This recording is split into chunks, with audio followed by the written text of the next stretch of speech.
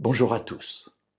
Continuons aujourd'hui cette parole de David, cette bénédiction qu'il prononce sur l'Éternel alors qu'il va transmettre la royauté à son fils. Dans le premier livre des Chroniques, donc, au chapitre 29, et nous lirons maintenant le verset 12. C'est à toi que viennent la richesse et la gloire. C'est toi qui domines sur tout. C'est dans ta main que sont la force et la puissance, et c'est ta main qui a le pouvoir de tout agrandir et de tout affermir.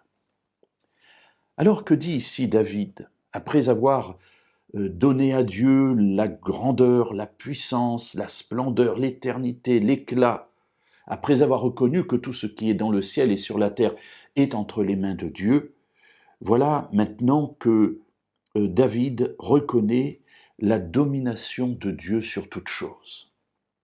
C'est intéressant de voir cela parce que David est roi, un grand roi, qui a porté Israël à une hauteur qui pour l'instant n'avait jamais été égalée.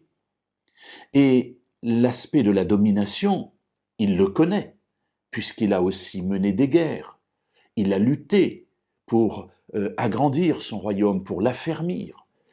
Et finalement, voilà qu'au bout de sa vie, juste au moment où il va passer le flambeau à son fils, qui va devenir roi à son tour et donc responsable d'Israël et de sa conduite, voilà que David dit, finalement, je reconnais que c'est toi qui domines sur tout, et c'est toi qui vas affermir, c'est toi qui vas solidifier tout ce qui a été construit. Mes amis, cette idée est importante dans notre vie. Dieu nous donne des capacités, les capacités de créer, les capacités de construire, les capacités d'édifier.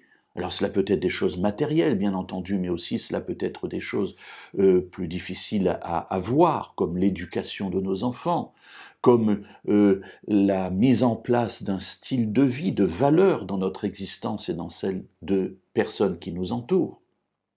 Mais tout cela, mes amis, si Dieu n'est pas là, si Dieu n'est pas à l'origine et si ce n'est pas Dieu qui conduit ce que nous faisons, tout cela est voué à l'échec.